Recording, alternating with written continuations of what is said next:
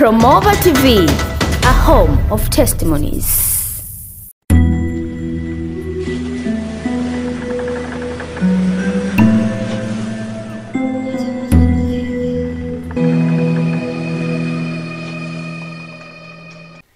Bwana Yesu apewe sifa, watumishi wa Mungu aliye hai. Kwa majina ninaitwa Meshaki Mafyeko, ni mtumishi wa Mungu aliye hai. Ninamshukuru Mungu kwa jinsi ambavyo kwa siku ya leo amenipa kuendelea kuzungumzia habari za mtu anapokufa roho yake huendelea kuishi katika ulimwengu wa roho. Lakini kabla sijaendelea sana zaidi, nitaomba kwa ufupi kisha Mungu afanikishe jambo hili liwe katika namna ya matunda yaliyokusudiwa na Mungu. Baba, katika jina la Yesu nasema ni asante kwa wakati mzuri huu ambao tayari uko na mimi kunitumia kusema maneno yako ya uzima.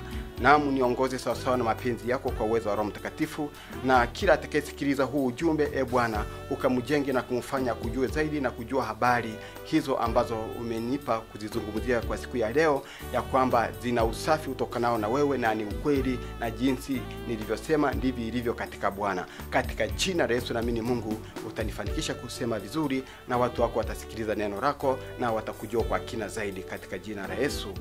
Amina.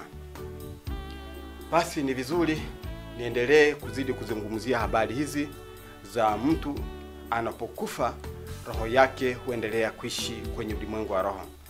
Kwa kweli nianze kuelezea maana ya neno mtu, maana lina maana pana sana. Neno mtu maana yake ni muunganiko wa roho na nafsi na mwili wa kibinadamu. Hiyo ni mojawapo ya tafasiri ya neno mtu. Ndani ya mwili wa kibinadamu kuna roho ya uhai, lakini pia ndani ya roho ya uhai kuna kitu kinaitwa nafsi.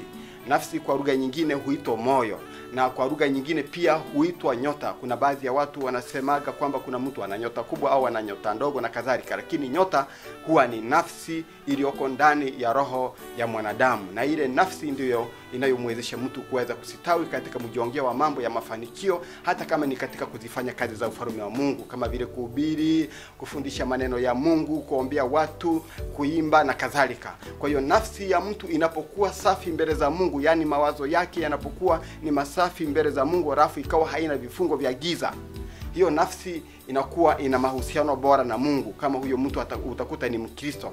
Kwa hiyo ni vizuri tuishi maisha matakatifu yatakayotufanya sisi tuwe na ukaribu zaidi na Mungu, ili Mungu aziwezeshe nafsi zetu ziwe na uwezo mkubwa wa kufanikiwa katika mambo mbalimbali ya mjongeo wa kushughulika na namna zetu za maisha katika Bwana, kwenye kumtumikia Mungu na namna ya kufanya shughuli zingine za kimaisha kama vile masuala ya kiuchumi na kadhalika. Iko hivyo. Kwa hiyo nafsi ni injini ya maendeleo, ni nguvu ya mafanikio, ni nguvu inayomwezesha mtu kufanya mambo bora na yakaonekana, lakini kwa uweza wa kimungu. Lakini nafsi ni roho iliyoko ndani ya roho ya uhai. Kwa hiyo mtu yuko katika namna ya utatu, na hata Mungu yuko hivyo. Mungu tunaona ya kwamba Yesu amewahi kuvaa mwili wa kibinadamu kabisa ili aweze kusema na watu waziwazi bila mafumbo. Ule mwili ukawa vazi la roho yake, maana yeye ndiye alikuwa Bwana. Roho ya Yesu ilikuwa ndio Bwana, na roho ya Yesu ndio Roho Mtakatifu pia. Na ule mwili aliyouvaa alionekana kama sisi tulivyo, kwa sababu hata kwenye uumbaji Mungu alipoumba alisema tumfanye mtu kwa mfano wetu na kwa sura yetu. Kwa hiyo sisi tunafanana na Mungu kimuonekano, japokuwa Mungu ana upana zaidi katika namna ya muonekano wake kwa mujibu wa Biblia inavyomfafanuaga, lakini iko hivyo. Kwa hiyo Mungu pia aliuvaa mwili wa kibinadamu, ana roho ile ambayo ndio iliyotuumba sisi pia, lakini pia ndani yake kuna nafsi.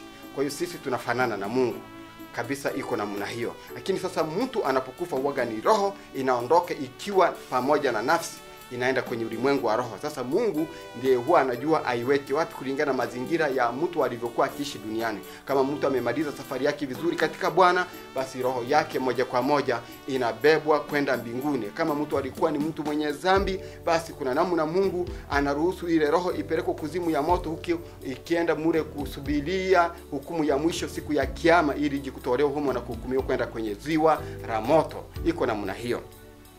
Lakini kuna baadhi ya watu huaga wananiuliza ya kwamba, je, mtu anapokuwa amekufa, yani sasa mwili na roho vimetengana? Maana mtu anapokufa huaga ni kubadilisha tu mfumo wa maisha.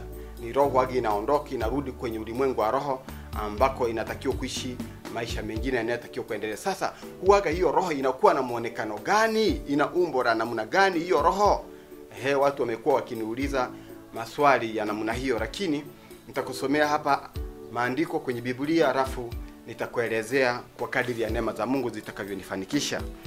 Nitasoma kwenye kitabu cha Matendo sura ya 6 mstari wa 15. Matendo sura ya 6 mstari wa 15, maneno ya Mungu yanasema hivi: watu wote walioketi katika ile baraza wakamkazia macho yao, wakamuona uso wake kuwa kama uso wa malaika. Huyu sasa alikuwa ni mtumishi wa Mungu Stefano. Kuna wakati watu waliamua kumuua kwa sababu ya injili ya Yesu aliyokuwa akihubiri, lakini wakati wanataka kumuua, roho ya Mungu ilikuwa pamoja na Stefano.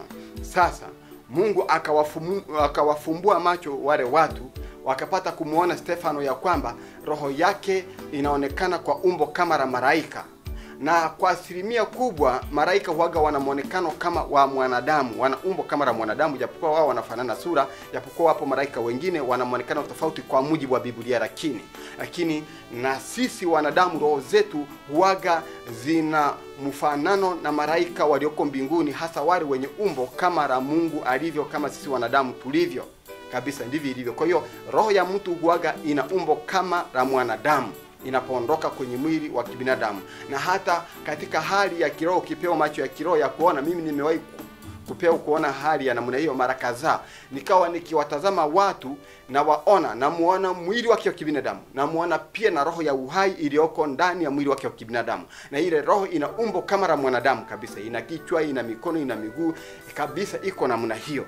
Kwa hiyo kwa habari za muonekano wa roho kwamba ina muonekano gani inapotoka kwenye mwili wa kibinadamu, ni hivyo, huaga inakuwa na umbo kama la mwanadamu. Na kama roho ni ya ng'ombe, itakuwa na umbo kama la ng'ombe. Kama ni ya kuku, itakuwa na umbo kama la kuku. Kama ni ya mmea fulani, labda ni mchungwa, itakuwa na umbo kama la mchungwa. Maana hata mimea huaga ina roho ya uhai, na ndio maana hata wanasayansi wanasema inapumua. Kuna mchana unakuta inatoa hewa ya oksijeni, lakini usiku kuna namna inavuta hewa chafu ambayo si nzuri. Kwa hiyo hata mimea pia inapumua, na mimea pia ina roho ya uhai ndani yake. Kabisa iko hivyo. Hata wadudu wana roho za uhai ndani yao, hata samaki wana roho za uhai ndani yao. Kwa hiyo mimea inapokufa, roho zao huaga zinaenda kwenye ulimwengu wa roho. Hata wanyama na wadudu na ndege wa angani wanapokufa, roho zao huwa zinaenda kwenye ulimwengu wa roho. Kama ndege huyo ni njiwa, roho yake itaonekana na umbo la njiwa kwenye ulimwengu wa roho. Iko hivyo. Baadhi ya watu huaga pia hawakubali kwamba ng'ombe inaweza ikawa na roho ya uhai ndani yake, au kuku. Wanakataga baadhi ya watu, lakini kwa sababu ya uelewa wao uko hivyo, hatuwezi tukawahukumu, lakini ni halisi iko hivyo. Ninachokisema ni halisi, iko hivyo kabisa. Iko hivyo. Hivyo ni viumbe, na tafasiri ya neno kiumbe maana yake ni kilichoumbwa na kenye roho ya uhai ndani yake. Kwa hiyo unaposema viumbe, maana yake ni vilivyoumbwa na vyenye roho ya uhai ndani yake. Ndio maana vina mjongeo wa maisha, ndio maana vinaishi, ndio maana vinatembea, na vina akili timamu. Hata kuifundisha vitu vinaelewa. Maana yake ndani yao pia kuna nafsi, kuna moyo ambao ndio nafsi inayoviwezesha kuweza kufikiri, kuamua na kufanya mambo yakaonekana. Ndivyo ilivyo watumishi wa Bwana aliye hai. Yaani hiyo haikanushiki, iko namna hiyo. Lakini tumeona hayo maandiko inatuonyesha kwa habari za Stefano ya kwamba wale watu Mungu akawapa kuona roho ya Stefano, ambayo tayari muda ulikuwa umefika ya kwamba iingie mbinguni. Na Stefano kwa muda huo akaona mbingu zimefunguka.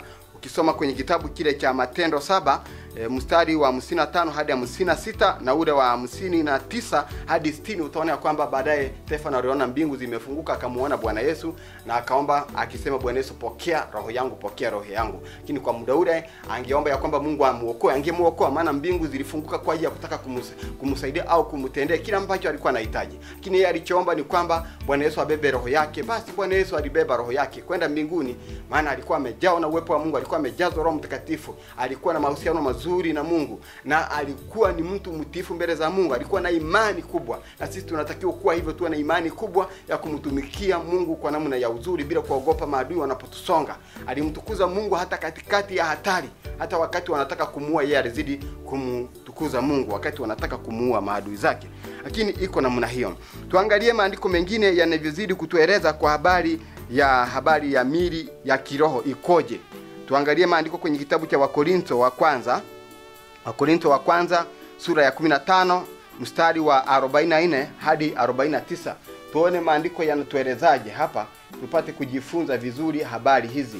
Kwenye kitabu hiki cha Wakorinto wa kwanza sura ya 15 mstari wa 44 hadi 49, nitasoma kwa kadiri ya neema za Mungu zitakavyonifanikisha mahali hapa.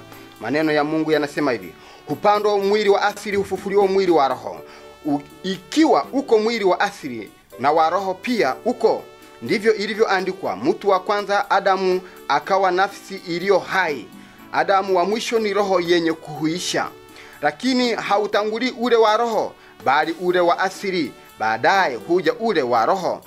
Mtu wa kwanza atoka katika nchi, ni wa udongo. Mtu wa pili atoka katika mbinguni. Yani iko hivyo. Kama alivyo yeye wa udongo, ndivyo walivyo walio wa udongo, na kama alivyo yeye wa mbinguni, ndivyo walivyo walio wa mbinguni. Na kama tulivyochukua sura yake yule wa udongo, kadhalika tulichukua sura yake yeye aliye wa mbinguni, ambaye ni Bwana mwenyewe, yani Bwana Yesu Kristo, ambaye ni Mungu. Jinsi ambavyo alivyofinyanga mwanadamu, alifinyanga yale madongo mwanzoni, alafu baadaye akapulizia pumzi ya uhai ndani yake.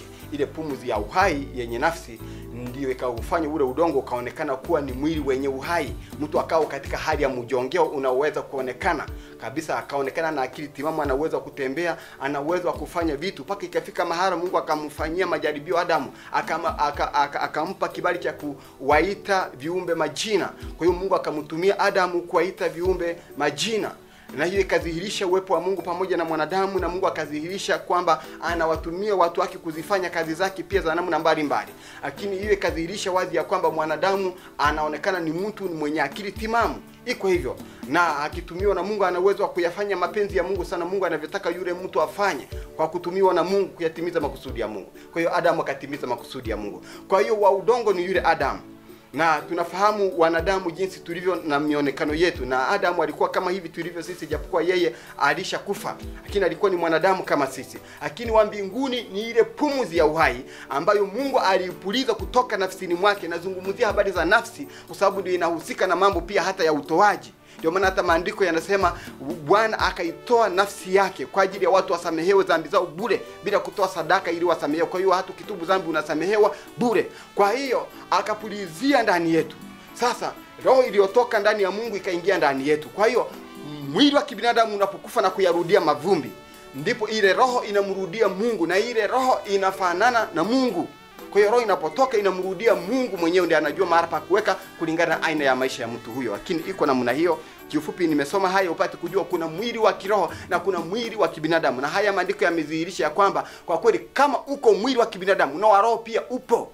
Kumbe mwili wa kiroho upo, na mwili wa kiroho kwa watu wanaokufa katika Bwana huaga unaonekana una umbo kama la mwanadamu. Lakini kwa watu wanaokufa katika hali ya dhambi zao, pia roho zao huaga zinaonekana ya kwamba zina umbo kama la mwanadamu, ila zenyewe zinapelekwa kuzimu ya moto kama nilivyosema, na kule zinateswa, baadaye zije kutolewa zipelekwe ndani ya ziwa la moto siku ya hukumu ya mwisho. Bwana Yesu apewe sifa, watumishi wa Mungu. Niendelee kukusomea hapa na maandiko pia yaweze kukusaidia kupata kufahamu habari hizi vizuri. Nitasoma kitabu cha Mhubiri sura ya 3 mstari wa 19 hadi 21. Mhubiri sura ya 3 mstari wa 19 hadi 21 unasema: kwa maana linalowatukia wanadamu linawatukia wanyama. Jambo moja la watukia, anavyokufa huyu ndivyo anavyokufa huyu. Naam, wote wanayopumuzi mmoja, wala mwanadamu hana kitu cha kumpita mnyama, kwa maana yote ni ubatili. Wote huenda mahali pamoja, wote hutoka katika mavumbi, na hata mavumbini hurudi tena. Unaona hicho kitu? Kabisa, wote walitoka mavumbini, na wote pia muda unapofika wa mili ile kufa ya muonekano wa kibinadamu, huaga mili ile inarudia sasa mavumbi, lakini roho inamrudia yeye aliyeiumba, yeye aliyeitoa akaiweka ndani ya hivyo viumbe.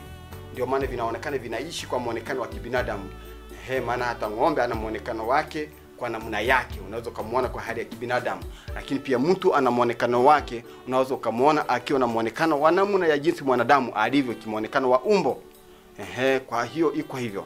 Kwa hiyo roho ya ng'ombe inafanana na ng'ombe, Roho ya kuku inafanana na kuku, roho ya samaki inafanana na samaki, roho ya mdudu aina ya panzi inafanana na panzi, au nyuki roho yake inafanana na nyuki kabisa. Na roho ya mwanadamu inafanana na mwanadamu alivyo, lakini pia inafanana na Mungu. Mungu anafanana na mwanadamu kwa umbo, kwa mujibu wa maandiko yanavyomtaja kwenye Biblia. Ndivyo mambo yalivyo. Kwa hiyo kupitia hili andiko tunapata uhakika ya kwamba kumbe hata wanyama kama vile mbuzi, tembo na wengineo wana roho ya uhai ndani yao, na mimea na samaki vina roho ya uhai. Maana hata mmea una nyama ambayo ndio ule mti wenyewe ukiuona jinsi ulivyo, shina lake na nina matawi kabisa. Kwa hiyo pia ndani yake kuna roho ya uhai. Kwa hivi inapofika mahara shina la mti limekufa kabisa, ile roho inaenda kwenye ulimwengu wa roho. Alafu iko hivi, Mungu ni mkuu na ni mkubwa sana, na ulimwengu wa roho ni mpana sana kabisa.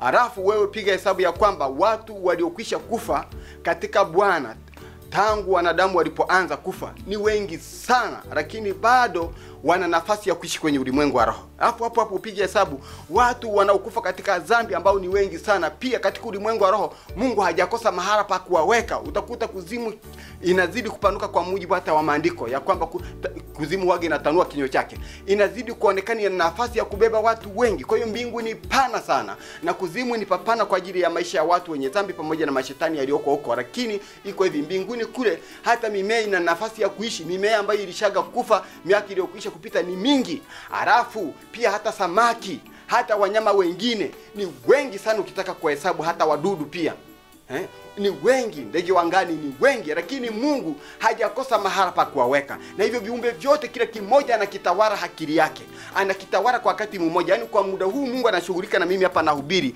na kuna muda huo anashughulika na watu wengine ambao ni watumishi wake katika kufanya kazi zake, na hapo anasimamia viumbe vilivyoko huko mbinguni, na vilivyoko hapa duniani pia bado anavisimamia viumbe mbalimbali mahala vilipo, na vyote anaviona kwa wakati mmoja. Kwa hiyo Mungu ni mkuu, na hata mbingu kwenye ulimwengu wa roho ni pana. Uwezo wa kimungu ni wa kipekee. Kwa hiyo Mungu wetu ni mkuu sana, na ndiye Bwana Yesu Kristo ndiye Mungu. Katika maisha yetu tusiwe na mashaka. Ukifa ujue ya kwamba kuna maisha mengine, kama utakuwa umekufa vizuri katika Bwana kwenye ulimwengu wa roho. Na kama utakuwa umekufa maisha ya dhambi, basi ujue roho yako itapelekwa kuzimu ya moto, iende kuteseka huko ikisubiri siku ya hukumu ya mwisho ije kupelekwa kuzimu ya moto kwenye mateso makubwa zaidi. Kwa hiyo jihadhari na dhambi, jihadhari na dhambi kabisa, usije ukajikuta unapata kuharibikiwa au kuzuru maisha yako mwenyewe.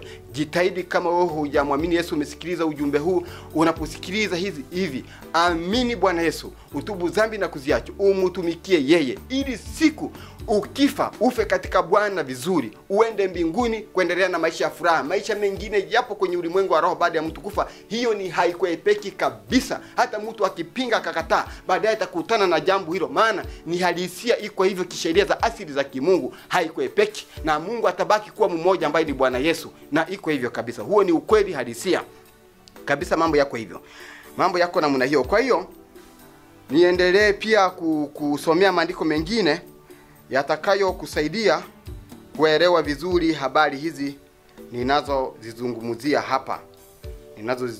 hapa. Kuna namna Mungu atakujenga, utapata kujua vizuri. Tuangalie maandiko kwenye kitabu cha Ufunuo sura ya 6 mstari wa 9 hadi wa 11. Ufunuo 6 mstari wa 9 hadi ule wa 11. Maandiko yanasema hivi: na alipofungua muhuri ya 5, nikaona chini ya madhabahu roho zao waliochinjwa kwa ajili ya neno la Mungu na kwa ajili ya ushuhuda waliokuwa nao, wakalia kwa sauti kuu wakisema, Mola mtakatifu mwenye kweli, hata lini kutokuhukumu wala kuipatia haki damu yetu kwa hao wakao juu ya nchi? Nao wakapewa kila mmoja nguo ndefu nyeupe, wakaambiwa wastarehe bado muda mchache, hata itakapotimia hesabu ya wajoli wao na ndugu zao watakaouawa vile vile kama wao. Hawa sasa ni Wakristo waliokwisha kulala katika Bwana. Roho zao ziko kule mbinguni, zinaishi kabisa, na zina akili timamu, na zina uwezo wa kuongea wakiwa katika hali ya mili ya kiroho. Na maandiko yanataja kwamba ni roho.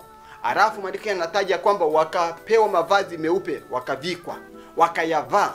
Na ndivyo ilivyo kabisa, kama sisi tunavyovaa huku duniani mavazi, na kule mbinguni pia wanavaa mavazi, hawatembei uchi, wanavaa mavazi. Na pia sasa hao watu walio wa Kristo waliokwisha kulala katika Bwana wanamwambia sasa Bwana Yesu ya kwamba kuna watesi na wakatili waliotutesa tulipokuwa hai kule duniani, wakaua miili yetu ya kibinadamu, roho zetu zikaondoka zikaja katika ulimwengu wa roho. Sasa wako duniani wanaishi hao watesi wetu. Hata lini usiwapatilize wapige kwa jinsi walivyotutesa, kwa sababu tulikuwa tunafanya kazi zako, wakatupinga, wakatuletea vita kiasi hata cha kuamua kuinua ghadhabu za kutua. Sasa wapatilize na wao. Sasa Bwana Yesu anawaambia, nyie sasa mstarehe. Yani kuna starehe kumbe za kimungu zipo kwenye ulimwengu wa roho, starehe njema za kimungu, maisha ya furaha ya kumwabudu Mungu kwa furaha na amani kule mbinguni. Na kuna vyakula kule mbinguni, watu wanakula kule. Kuna maji ya kunywa ambayo ni nuru nyeupe kabisa, ambayo ni roho ya Mungu, wanakunywa kule. Lakini pia wana furaha mbalimbali za mambo ya kule mbinguni. Lakini sasa katika hayo yote tunapata kugundua ya kwamba wale watu wana akili timamu, na waliambiwa ya kwamba bado kuna watu wengine ambao ni ndugu zenu huko duniani, wanahubiri habari njema za Yesu Kristo ziletazo wokovu kwa kila anayemwamini Yesu, na wenyewe baadhi yao watauawa huko kama nyie. Alafu kuna idadi itatimilika ya idadi fulani ya watu ambao watakuwa wameuawa kama nyie. Alafu ndipo baadaye nitamwaga ghadhabu zangu juu ya hao watesi wenu waliokuwa wakiwaonea. Unaona? Maana ni kweli huko duniani sisi watumishi wa Mungu tunafanya kazi za Mungu za namna mbalimbali, kufundisha maneno ya Mungu, kuhubiri, kuombea watu. Saa zingine unaweza kaombea mtu, alafu baadaye watu wakainuka kinyume chako kwa sababu umeombea yule mtu, mapepo yametoka, inakuwa vita. Wanasema mizimu imemtoka ya ukoo na kadhalika. Sasa wanainuka wanafanya vita, na baadhi ya Wakristo wamekuwa wakiuawa kwa staili kama za hao walioko mbinguni, ambavyo wanatambua ya kwamba walifanywa hayo walipokuwa duniani. Sasa kumbe itakapokuwa inatokea hao Wakristo wanauawa, kuna idadi itatimilika, ndipo baadaye Mungu atamwaga ghadhabu zake juu ya hao watesi. Na wengine bila shaka walisha kufa kabisa, wako kuzimu ya moto, wanateswa huko, na wengine wangali hai bado humu duniani, wale watu ambao wanauaga Wakristo. Kwa hiyo hapa tunapata picha ya kwamba Wakristo waliokwisha kufa katika Bwana, roho zao kule zina akili timamu, zinamjongea maisha, na ndio maana wanatambua hata maisha ya mambo walioyawahi kuyaishi huku duniani. Wanazungumza kwa habari za watesi wao ambao wangali hai huku duniani.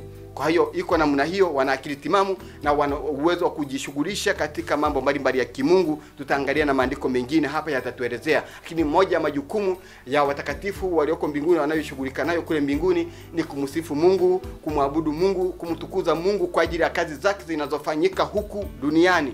Nimewahi kuona mara kadhaa nikiwa kwenye maombi, hasa napokuwa kwenye maombi marefu. Saa zingine mimi naweza nikaingia kwenye maombi, nikaanza labda ni saa 1 za asubuhi, ninaomba kwa sauti ndogo tu, sio kubwa sana, mpaka saa 12 au saa 1 za jioni. Nina uwezo kuomba katika Bwana, yani Mungu huaga ananiwezesha kuomba hata ndani ya masaa 12 bila kinywa kunyamaza. Na simama, naposikia nimechoka na kaa naomba. Sasa nikiomba kwa mfululizo namna hiyo, saa zingine naonaga maono ya waziwazi bila mafumbo. Hapo ndio nimewahi kuona kabisa roho za watakatifu walioko mbinguni wakiwa wanashangilia nikiwa kwenye maombi ya hivyo. Wanashangilia kwa ajili ya maombi yale ninayoyaomba. Ninapoomba ninawaona wao kule wanang'aa sana. Kadri ninavyozidi kuomba wanazidi kung'aa sana, kwa ishara ya kwamba kwa kadri ninazidi kumuomba Mungu ndivyo ninavyomsogelea Mungu. Kwa hiyo kung'aa kwao kuna kwa ishara ya aina yangu ya namna ya maisha ninayoyaishi kati yangu na Mungu kupitia yale maombi.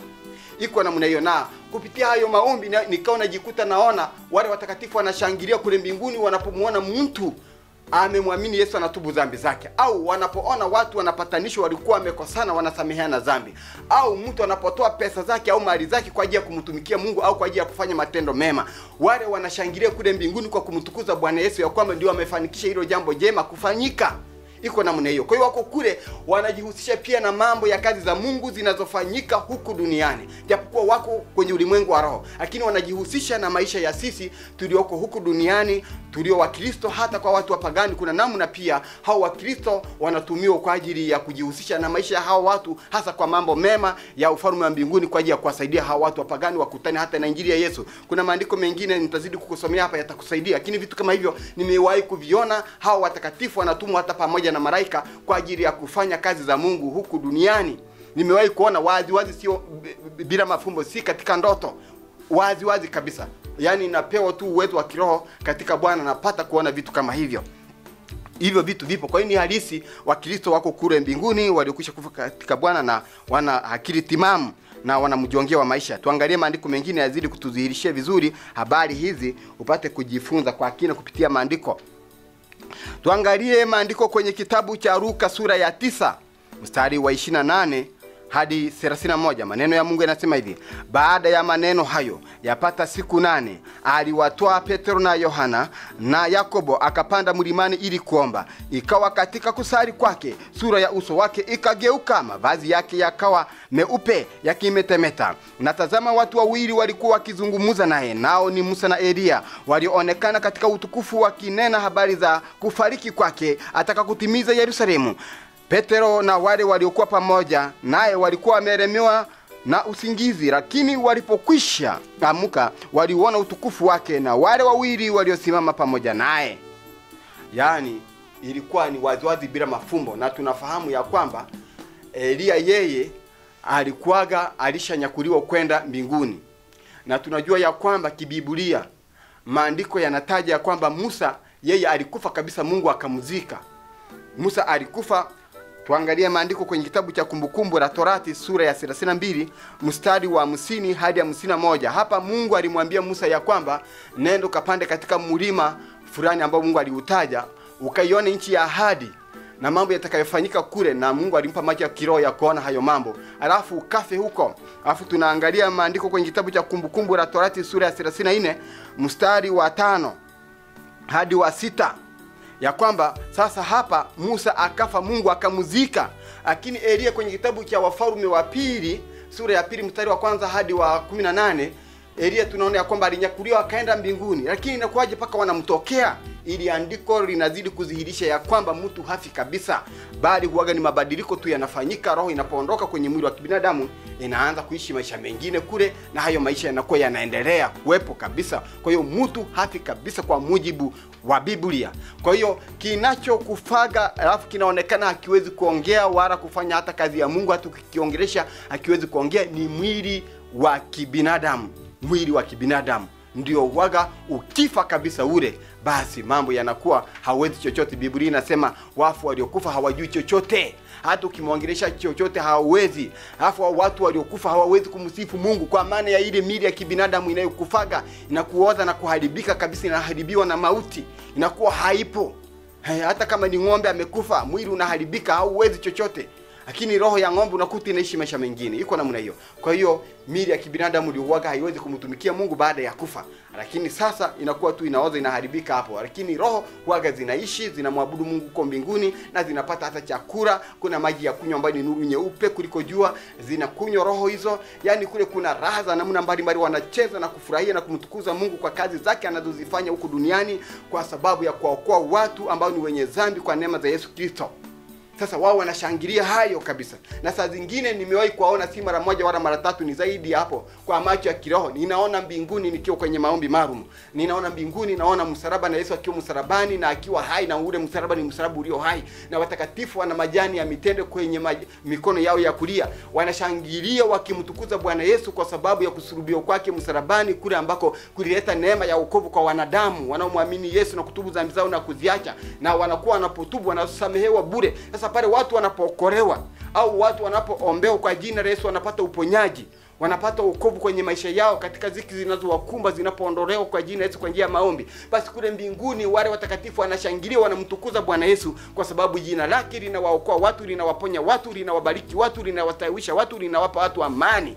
Wanashangilia kabisa. Nimewahi kuona ni zaidi hata ya mara 10. Wazi bila mafumbo naona mbingu zimefunguka na nasikia sauti za watakatifu. Na saa zingine nimekuwa nikiwekwa katika roho, yani mwili wangu unabadiliwa, unavaa uwezo wa kiroho, najikuta ghafla niko mbinguni, naona vitu kama hivyo wazi bila mafumbo. Lakini mara nyingi mpaka ukute niko kwenye maombi marefu, labda ni maombi hata ya ndani ya mwezi mzima au kwa wiki nzima, lakini natumia masaa mengi kuomba. Masaa mengi. Naweza nikaomba hata labda nikiomba labda kwa muda mfupi nile naomba masaa 6, baadaye napumzisha kinywa ndani ya risali moja, baadaye naomba tena masaa 6, baadaye tena naomba masaa 6. Yaani hiyo masaa 6 maana yake mdomo haunyamazi, ni kuomba tu.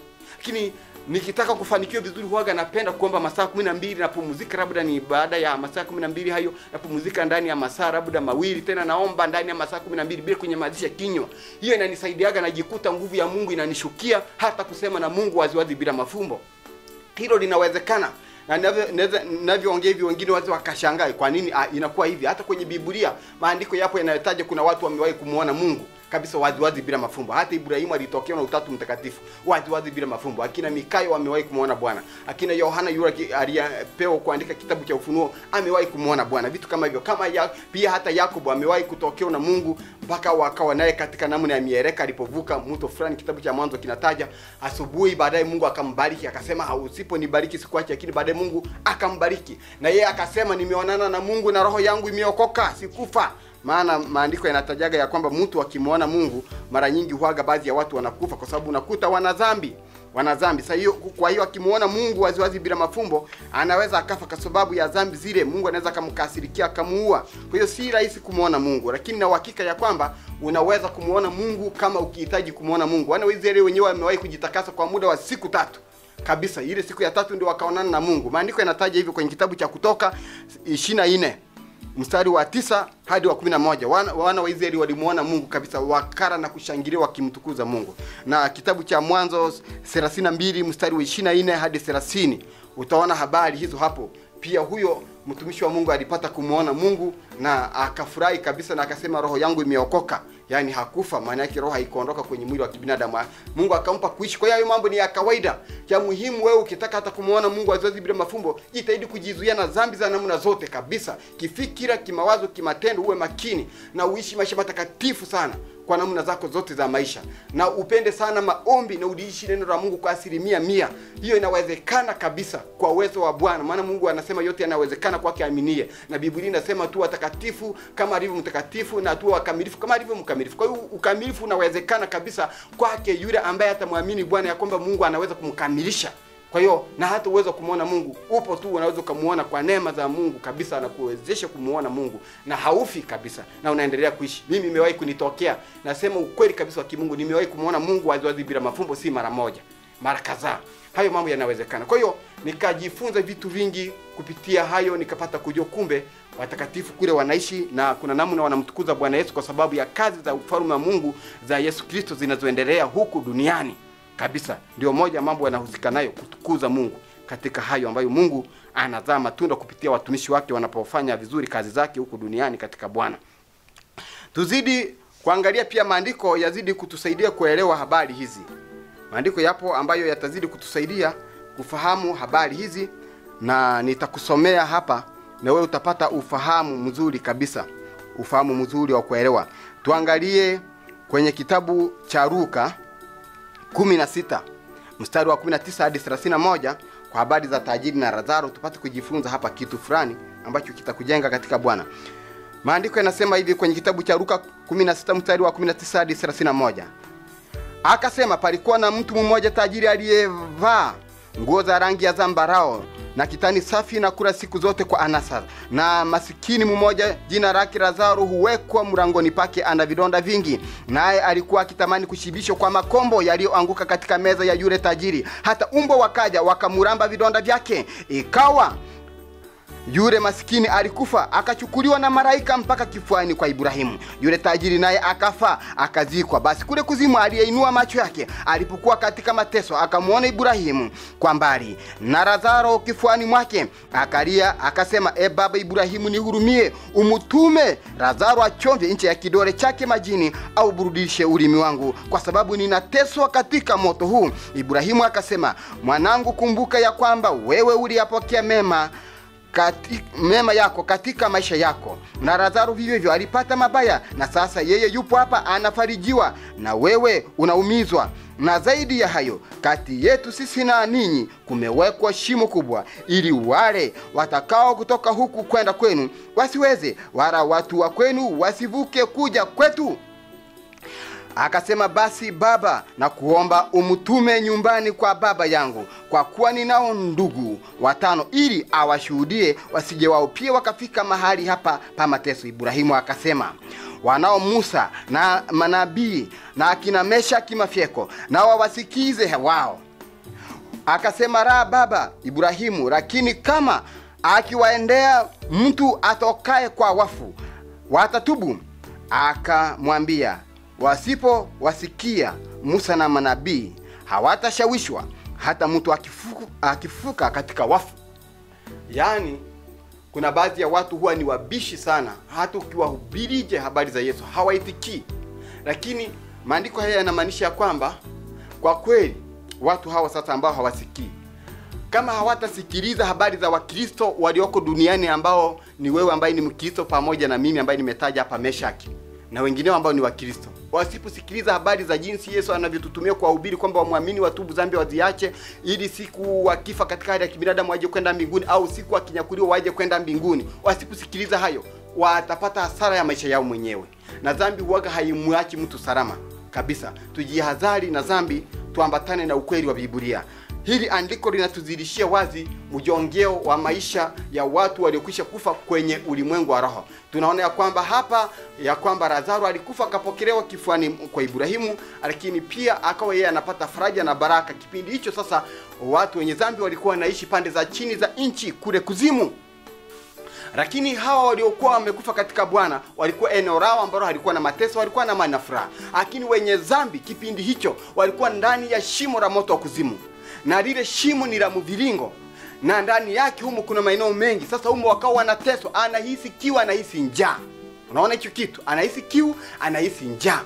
Kumbe kwenye ulimwengu wa roho, kupitia ile andiko tunagundua ya kwamba kumbe huaga roho pia zinahisi njaa, zinahisi kiu, anatamani apate maji ya kunywa. Na ndio maana Biblia inataja habari ya maji ya uzima yaliyoko mbinguni, habari ya matunda ya uzima, ya mti wa uzima yaliyoko kule mbinguni, ambayo watakatifu hata ya chuma na kuyara. Na yale matunda ni neno la Mungu, lakini pia ni ishara ya matokeo mazuri ambayo Mungu anatuwezesha sisi tunapokuwa huku duniani katika kuzifanya kazi zake mbalimbali, katika kuhubiri, katika kufundisha, katika kuombea watu na kutoa mali zetu kwa ajili ya kazi za Mungu. Tunapofanikiwa vizuri katika Bwana kwa vile Mungu anavyotuwezesha, basi yanaonekana matunda ya kazi zetu kule mbinguni. Tafasiri ya matunda ina maana hiyo. Japokuwa ule mti wa uzima ni mfano wa Mungu, lakini kweli pia ni mti kama mti, na yale matunda ni matunda, japokuwa pia yana tafasiri pana hizo ninazozisema pia ni kweli, ni halisi. Ni mfano wa matokeo mazuri ambayo watu watayavuna baada ya tabu zao hapa duniani. Watakapofika kule mbinguni wanayarisi mema. Mtu alifanya mema anavuna mazuri kabisa. Sio kama huyu Lazaro alivyokufa katika hali ya umaskini akaenda kifuani mwa Ibrahimu. Sasa hakuwa hata na ardhi kule mbinguni, maana kwa sababu ya vidonda vingi asijefanye biashara watu wakanunua, na sasa akawa paka hana cha kumtolea Mungu. Lakini sio kwamba nafasi haipo ya yeye kuishi mbinguni, ilikuwepo, lakini hakuweka hazina. Maana maandiko yanasema hazina yako itakapokuwa ndipo utakapokuwepo na moyo wako. Unapotoa mali zako kwa ajili ya kumtumikia Bwana Yesu au kufadhili kazi za Mungu, unapotoa muda wako kwa ajili ya kumtumikia Mungu, unapohubiri Injili, unapofundisha maneno ya Mungu, unapotumia nguvu kazi kufanya kazi za Mungu, unapofanya matendo mema kwa watu wahitaji, hayo matendo yote unajiwekea hazina mbinguni, unakuwa na nyumba mbinguni, unajenga nyumba yako ambayo baadaye roho yako itakuja kwenda kuishi ndani yake. Iko hivyo kwa ufupi, lakini kupitia hili andiko tumepata kuona ya kwamba kumbe hata roho zina akili timamu kule kwenye ulimwengu wa roho. Zina uwezo wa kuongea, zina uwezo wa kuona, zina uwezo wa kufanya vitu fulani vinavyoweza kuonekana, kwa sababu kulikuwa na mjongeo wa mazungumzo kati ya Ibrahimu na pamoja na watu wengine hao waliokuwa ndani ya moto wa kuzimu.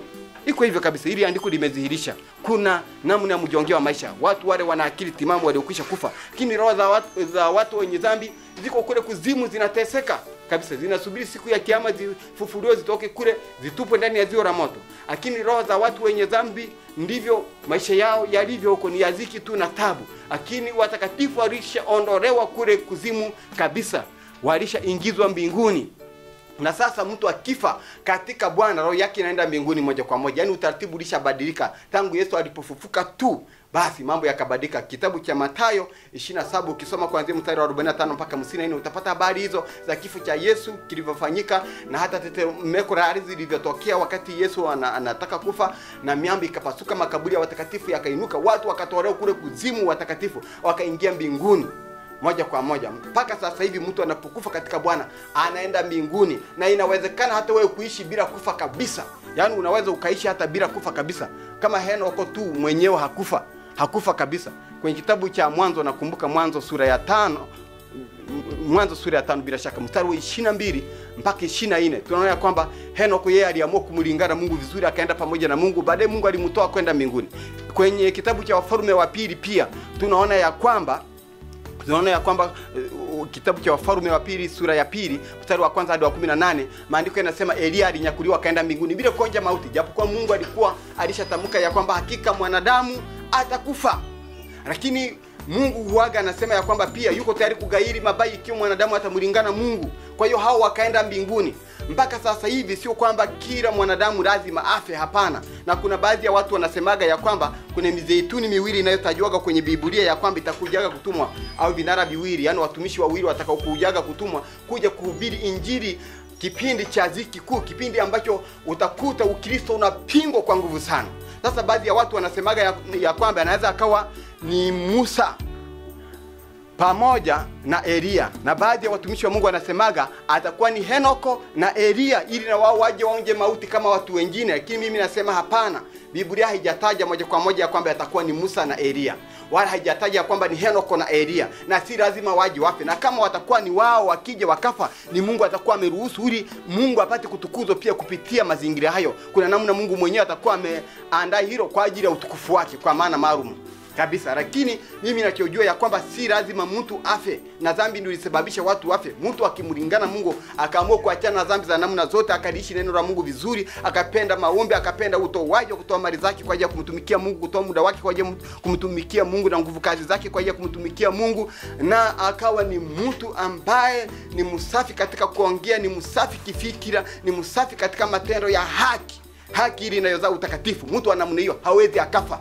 Na iko hivi, hii ni habari njema. Promova TV inakualika ewe mtumishi wa Mungu ambaye ungependa kutoa ushuhuda au mahubiri ili kuwafikia watu wengi zaidi duniani. Wakati ni sasa. Promova TV itakurusha hewani bure katika vipindi vyake vya neno la siku, mkate wa siku, kutoka ibadani, wito wangu na ushuhuda. Nafasi hii ni kwa watumishi wa Mungu wa kweli. Basi wasiliana nasi kwa namba 0766294335 au 0784074462. Fursa hii si ya kuikosa. Promova TV, a home of testimonies.